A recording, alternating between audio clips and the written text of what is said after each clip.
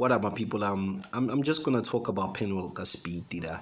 I mean, Penuel has said wild things, but of all the wildest things he has said is the fact that he doesn't identify as Zulu anymore, and I'm saying this to really shed light upon the young bloods that listen to him, to say that you need to really critically think about the things your favorite speakers or your favorite podcasters say. You need to go back and sit down and really think about them, and draw informed conclusions before you go out publicly and reiterate what your favorite speakers have said. I remember a time when I was listening to Penuel and he was talking about the alphabet people probably having a mental illness.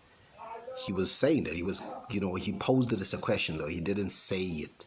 He said, what if the LGBT people have a mental illness? And I'm not gonna go into the politics of gender. I'm just saying what he said. And I found it odd that after saying that, he said that he doesn't identify as Zulu, which is genetically tied to him.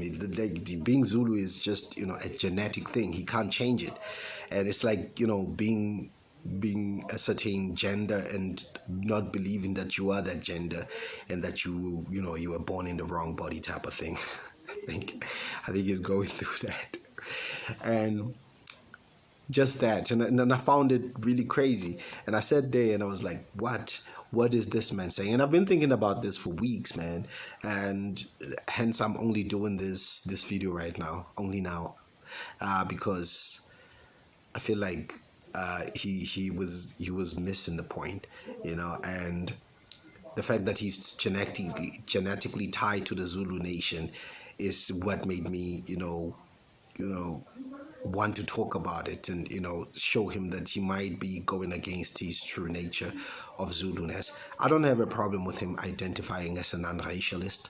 I feel like it's okay, but to say that he's not Zulu anymore is just crazy. I understand his frustration.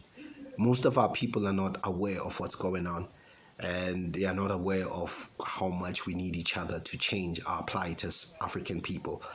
And he has often spoken about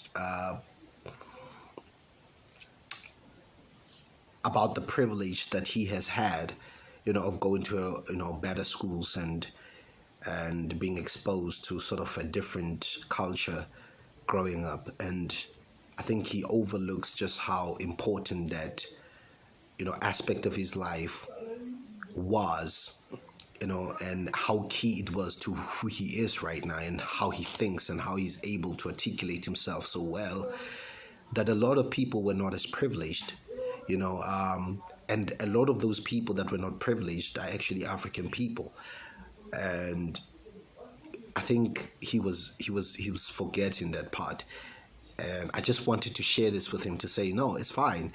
I understand your frustration. I also go through the same thing, where I feel like, oh man, let's just leave these people like this. But you understand just the factors that were at play in contributing to you know, to this obviously lack of awareness.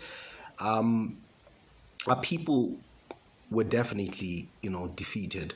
I think we were defeated by other races, but we are in a place where we must sort of like learn again who we are, and that's okay. And I think he went through that phase, and he's sort of like transcending that phase.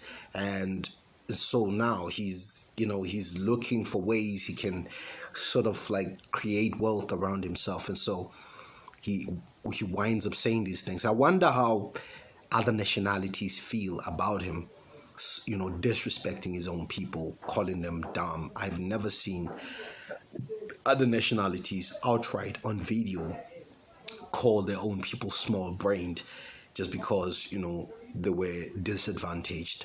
I've never heard of a Chinese intellect, any other race for that matter. I don't want to go into like saying the names of these races, but and then going out there and calling his people, small brained just because they don't understand, I guess the international understanding of what they're faced with as a people. And I think that's what I wanted to address, that young people or small, the Pinwell's young fans should be aware of these and really question this guy. I also follow him. I also watch the Pinwell show and everything like that, and I learn a lot from it. I won't lie, but I was just saying that people should be aware of such narratives, and they should sort of like come out and speak about them, and point out where he could be going wrong, because he's a great man and we don't want to lose him. Because sometimes I feel like he has a Kanye West complex in him. Him and Nota, I feel like they are really interesting individuals to watch, but I think they have a Kanye West complex in them, and it's really interesting to watch, but it's also not good. So with that said, I would like to say, my brother, check your statements. It's all love, though. Peace.